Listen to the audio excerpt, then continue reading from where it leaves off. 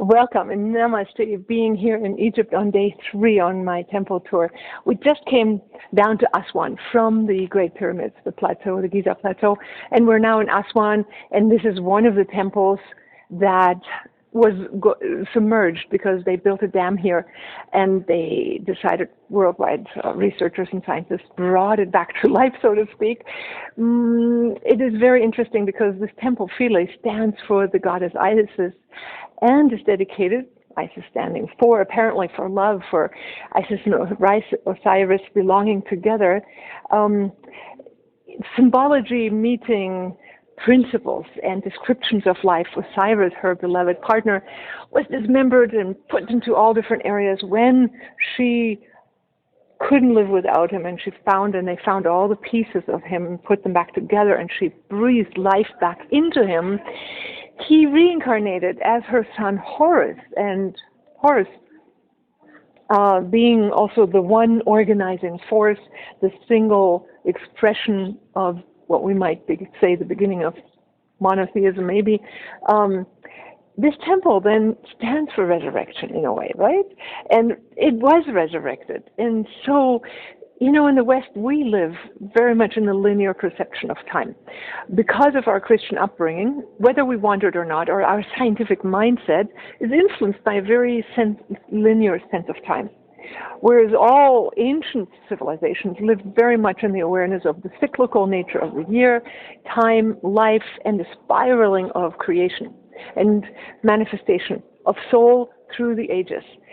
So here we are from a Western mind point, and we see temples in time and space being, and in our subconscious, not quite sure whether there is incarnation and reincarnation. A lot of people who've been meditating for a long time, I still ask, so what's their recollection of their past lives or their perception of their future evolution? Where are you going to go in your next life? What is your vision now? What is important to you? What would you breathe for, or live for, fire up for? And for Isis, it was her union with Osiris, also the god of the underworld. But, they had names for all and gods for the different elements of life, the different principles of life. But by and large, you can see it's a cyclical understanding of life, which I love. You can ask yourself, do you have a sense of where you come from, past? So meditations that I guide through imaginary travels into the past and into the future, which allows the subconscious and intuitive mind to hold on to or grapple with pieces of information that might still be pertinent in our consciousness now. We are the product of our past lives.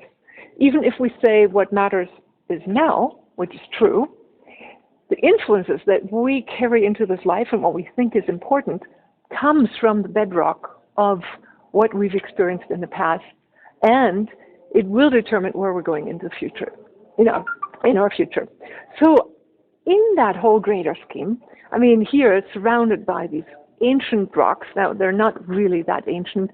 They're only 2,000, 400 years old. But along this whole temple journey, I feel moments in the past where I participated call. And 2,000 years is not that long ago. I can still feel the call of moments, experiences where I might have been here or in this vicinity, and what it did to me then, what it means to me now, and how it vibrates. This morning in my meditation, certain images of past Egyptian incarnations came to me and instructed me as to what to take on, what courage to take, where to take my evolution. So ask yourself, where are some cultures that call to you, or could even be metaphors or symbols that speak to you? And for example, in the transformational coaching sessions that I teach, I train teachers in, and I do with people, based on the work of Dr. Vern Wolf, we talk about the importance of the underworld, Osiris, right? And the rebirth into the new greater strength, which is represented in that cycle of life, what this temple stands for. We take negative emotions and give them a voice and ask them what they would like to incarnate into, what they really want, and allow that cycling through, the composting into the rebirth, into its higher expression of the higher capacity principle within your being.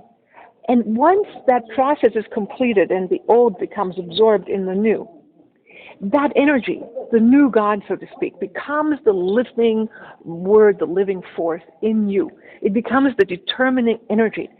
So we all need to go through that, gathering the pieces of that which looks decrepit or is doomed or is not serving ourselves in the way that it actually is destructive, and honor it. Honor the underworld within us and allow it to be looked at, allow it to be seen, allow it to reveal to us where its future trajectory is wanting to go to. And then, according to the preservation of energy, you cannot have two things at the same time. You can only have one thing. When you absorb the old into the new, that becomes your great new focus. Quantum physics has to deal with that all the time, is the attention of the scientists collapses the wave function and activates that where the focus lands. So when you start listening to the underworld within you and merge it into its potential and let it be absorbed and become that greater illumination within you, let's say the resurrection of Osiris, in this sense becoming Horus, the single-eyed, the eye of God in a way, it is really how we operate, how we evolve, individually, collectively, in our subconscious, and through our various incarnations. So, I hope to bring that as an inspiration from this temple with you, as this temple was resurrected, to be a wellspring of inspiration for the future. You too can resurrect the emotions within you and let them evolve into their greater potential. Signing out here because my camera is getting hot. It's 44 degrees, 111 degrees outside. Namaste.